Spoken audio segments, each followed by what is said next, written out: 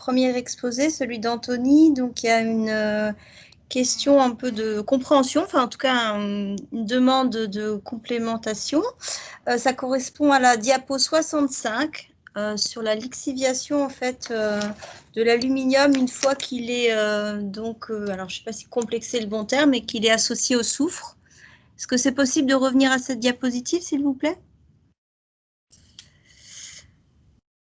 Voilà, alors, est-ce que c'est tout à fait celle-ci? Alors, c'est la question de Lionel, hein. S'il veut intervenir, du coup, comme on a un petit peu de temps, on peut peut-être laisser la parole directement aux intervenants. Sinon, la question était la suivante. Pourquoi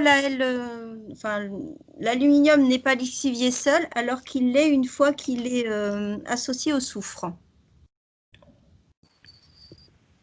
Oui, je peux tenter de répondre. Je ne vais pas être un expert de physico-chimie dans ces aspects-là, mais on peut peut-être penser qu'il y a des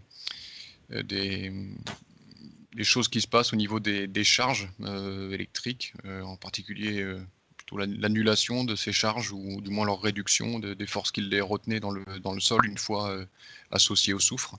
Mais voilà, je n'ai pas plus d'éléments que ça sur les processus fins qui entrent en jeu. Je crois que sur le chat, Philippe Cambier avait commencé une réponse, enfin, s'il peut détailler. Oui, bon, je peux intervenir là-dessus. C'était à la fois une confirmation de la probabilité que la présence de sulfate, les concentrations élevées en sulfate, facilitent une lexivation de l'aluminium, puisque ça peut fabriquer des complexes avec l'aluminium. Et effectivement, ça peut être simplement une question de charge. Si au lieu d'avoir uniquement Al3+ en solution, je schématise, on a beaucoup de aluminium SO4 comme complexe qui se forme effectivement, on réduit considérablement la charge puisque ça passe à une charge plus avec ALSO4 et donc ça pourrait être plus mobile.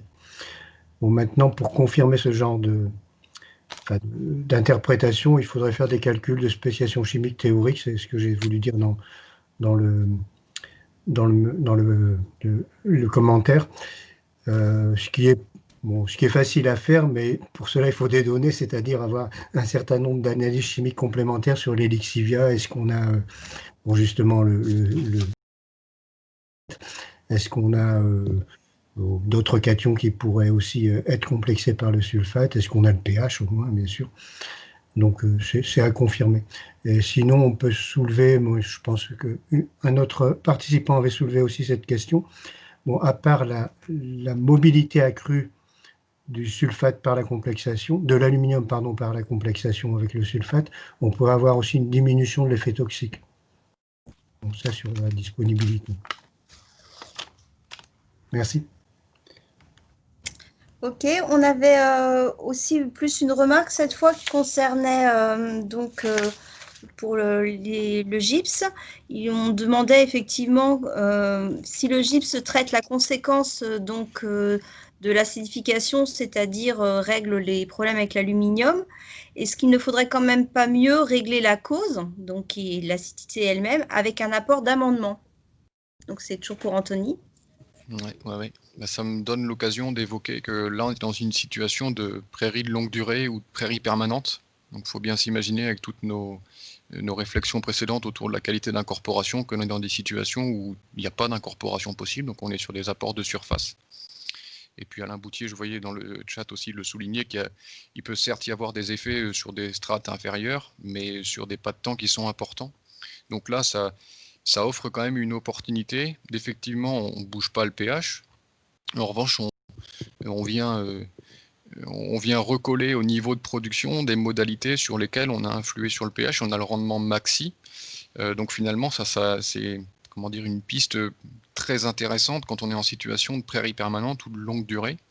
Peut-être que les choses sont complètement différentes lorsqu'on a une capacité à venir incorporer quand on est en rotation et en particulier avec du travail du sol. Donc, en tout cas, oui, on ne corrige pas le pH, mais en même temps, on règle les problèmes, mais qui ne s'expriment pas de la même manière lorsqu'on est en prairie de longue durée ou lorsqu'on est en rotation avec travail du sol sur des prairies temporaires. Ok. Et puis, aussi également une remarque. Donc là, si on peut revenir à la diapo, cette fois, ça doit être 69.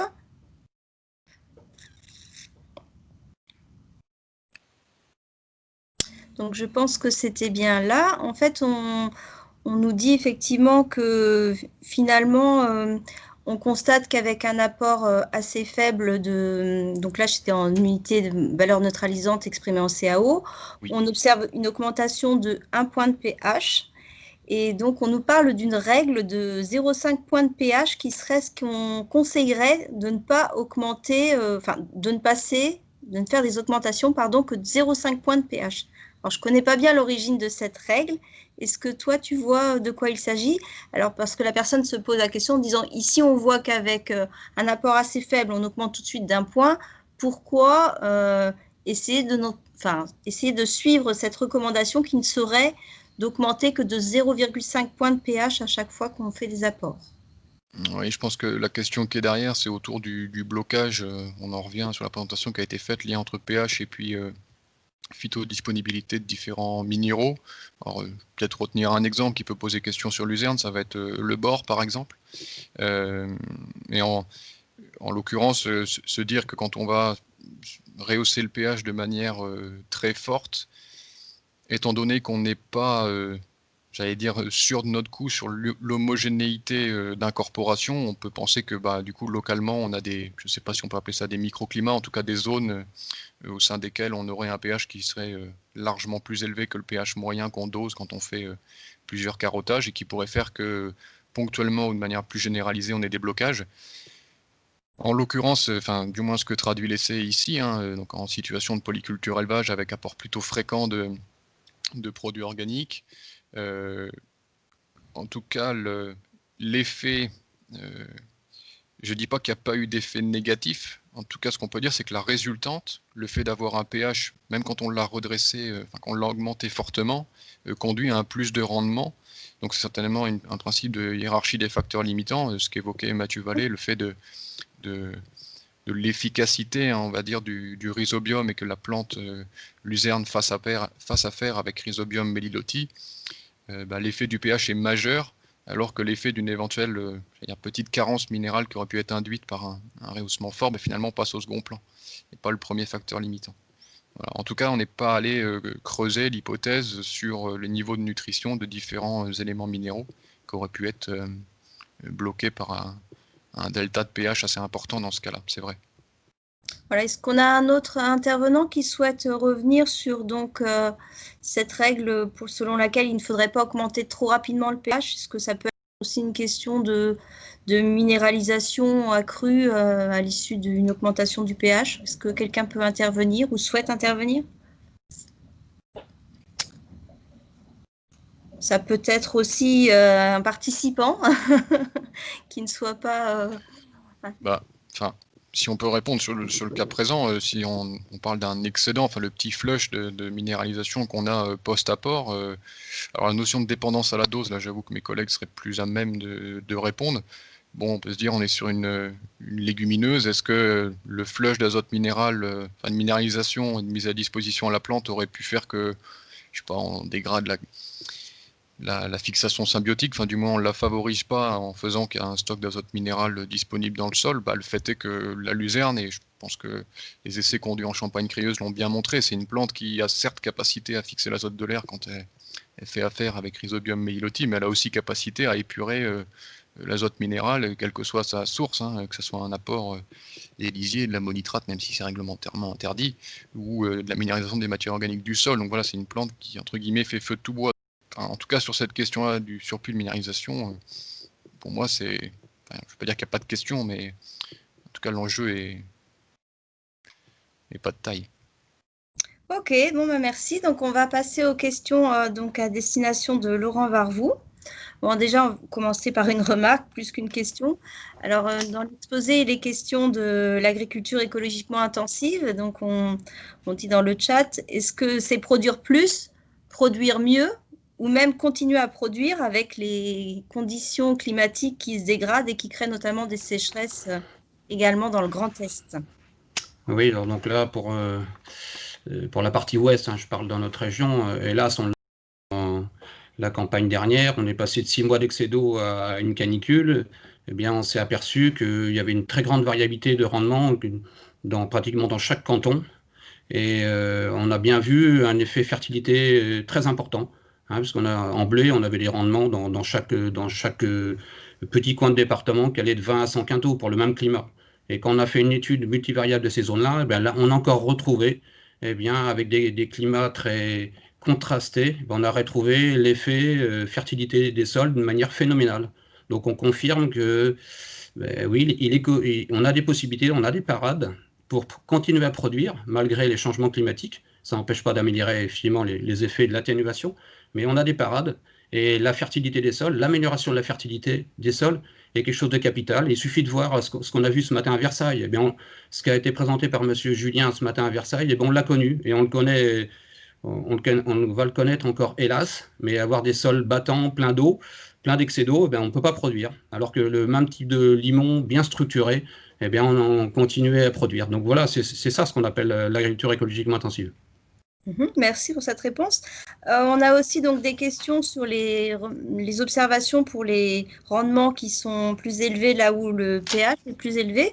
Donc, les questions portent sur le fait que est-ce que ce n'est pas lié à une technicité supérieure des agriculteurs là où les pH sont plus élevés, ou même à des pratiques culturales qui seraient différentes.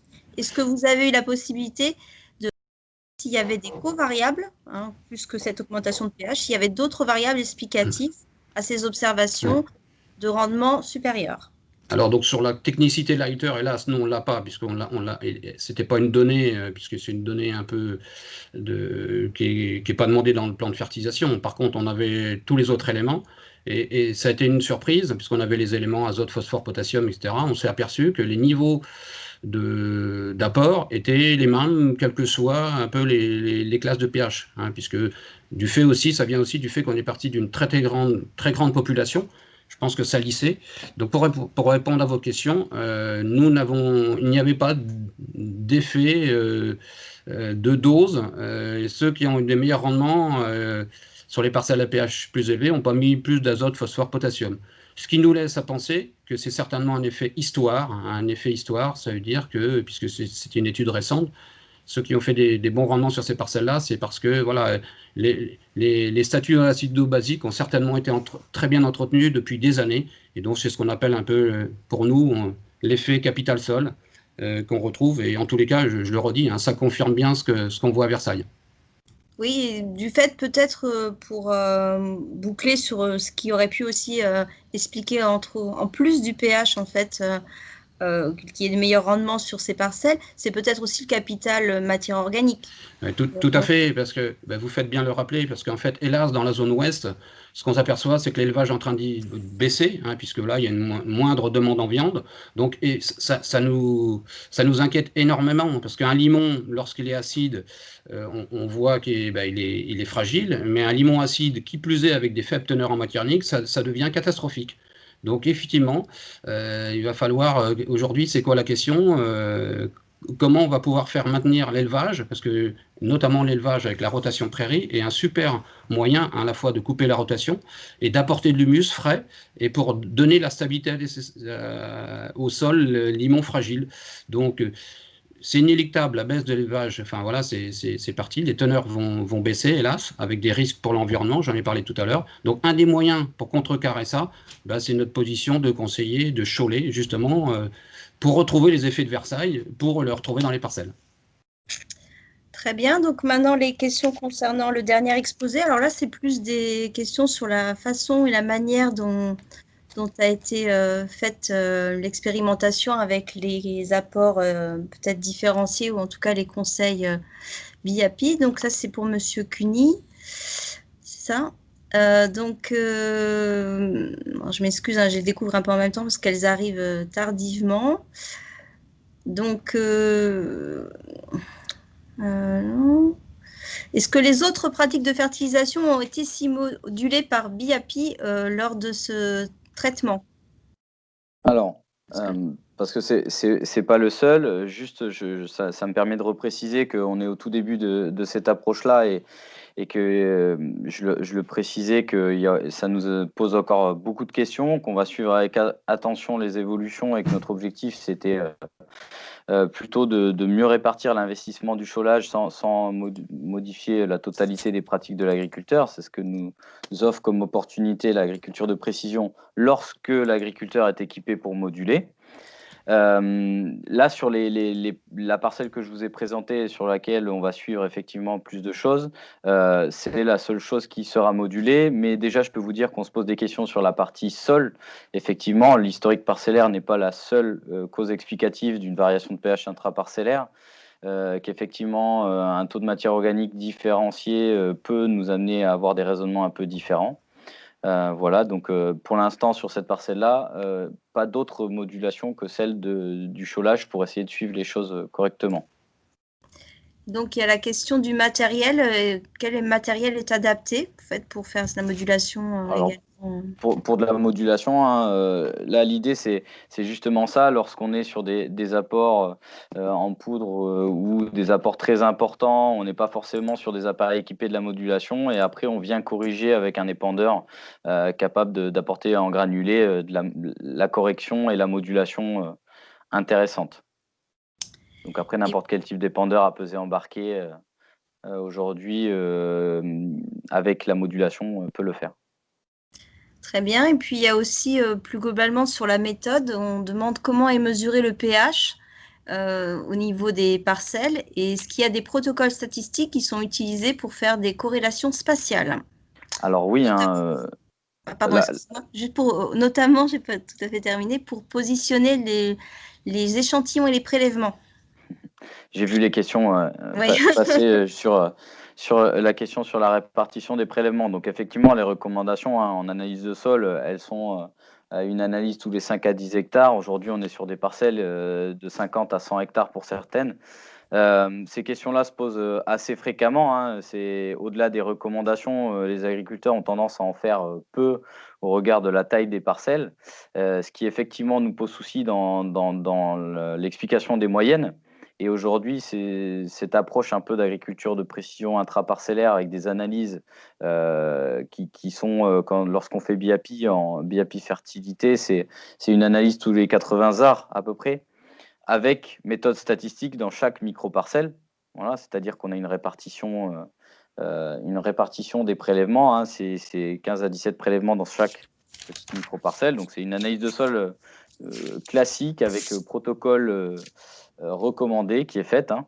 L'analyse est faite en laboratoire classique. Hein. Il n'y a rien qui change si ce n'est l'approche de dire qu'on va faire, au lieu de faire une analyse même tous les 5 à 10 hectares, on est encore plus précis que ça pour avoir une vraie vision de l'hétérogénéité du taux de pH haut à l'intérieur de la parcelle.